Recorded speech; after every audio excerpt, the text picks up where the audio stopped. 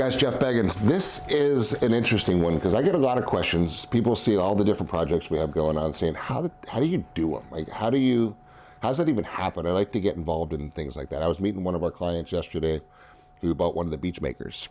And he was a guy who's in the investment world. And he was like, man, it's really interesting. This is like a no-brainer.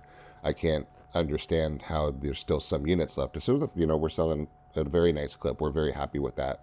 It doesn't surprise me. It's awesome. He's a local guy. Very excited about his purchase. Very happy to have him as a buyer. But it spurred on a different conversation, right? And a lot of the questions about how do we actually do it's been coming through. So let's talk about that. So I'll give you an example. I'm not going to tell you exactly where. We're working on another project right now that's direct beachfront. And no one's heard about this one yet. And it's a good size project. It's going to be a Gulf front resort property. And it'll be probably a $40 million project, right? Which doesn't matter. It could be a 440, 400, same thing. Doesn't matter. It's the process of what has to happen. So you have components to it. You have to figure out what's the seller's goal, right? And then you've got to satisfy that, right? In this particular case, the sellers have their specific goals. It's not necessarily always about money, right? There's different aspects on it. There's timing, there's appreciation, there's tax consequences, there's all kinds of scenarios that you have to understand where the seller's coming from so you can help structure a deal that makes sense for everybody, right? Because here's a big chunk of cash, that creates problems for a lot of people. So sometimes you need to strategically figure out what's going to work there. Then you figure out, okay, the seller needs this. Now, where do I go get this, right? Because there's huge opportunities. I'm very fortunate to be in a position that after 25 years of doing this, I've treated people very well, right? And we do very good projects. We've got a great reputation. We've got several hundred salespeople that are involved in our projects with all of our C21 offices.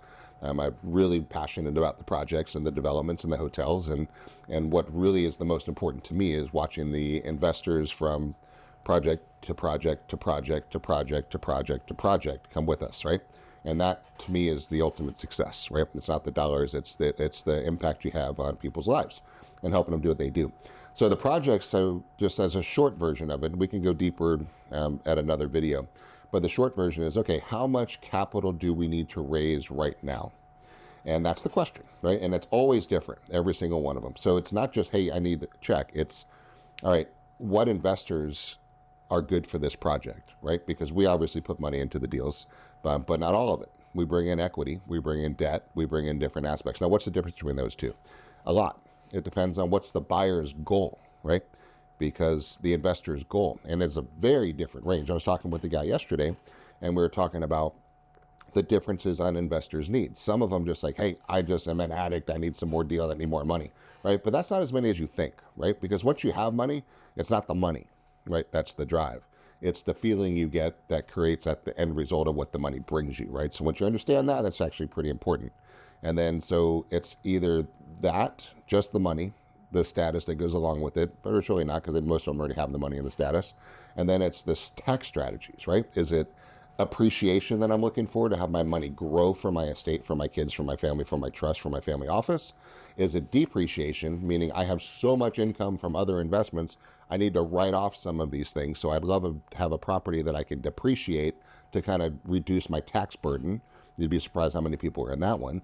Or it's the ROI, the return on my investment, because I have money sitting parked over here and it's only earning me X dollars. I'd love to put it in with you if I can earn X plus Y, right? And then it's about the return on that investment.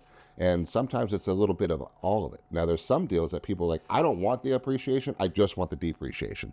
Other people are like, look, I don't want to go into this deal and sell it out and have more money. I've got money. I want a long-term strategy.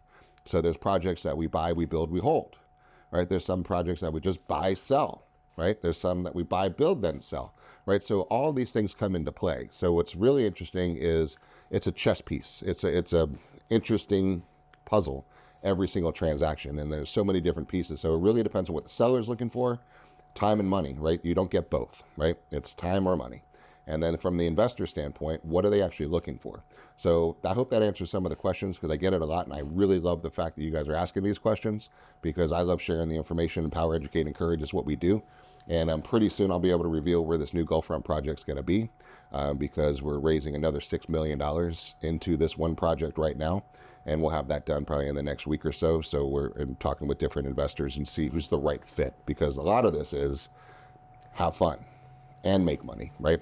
I'll give you a great example. I've got one project right now. We selected a really bad partner, a guy I just don't like, right? And the project was going to make millions of dollars. And the conversation was really simple, sitting right here in my office. And I said, I just don't like you. I don't like your energy. I don't want to be around you. I don't want to be associated with you. I don't care about the money. I care about my peace, and I don't have peace when I'm around you. I don't want to be around you. I don't want to do the deal. I'm out, right? So one of us is buying the other one out because I don't want to be associated with you in the future, right? And that's a nice place to be. But that's the most important part, because the rest of it doesn't really matter. So anyway, long answer to a short question, but that should probably stir on some other questions. Hit me up, DM. I'm happy to answer anything. And if you want to get involved in these projects, let us know. Maybe there's a spot for you. Have a great day. Bye.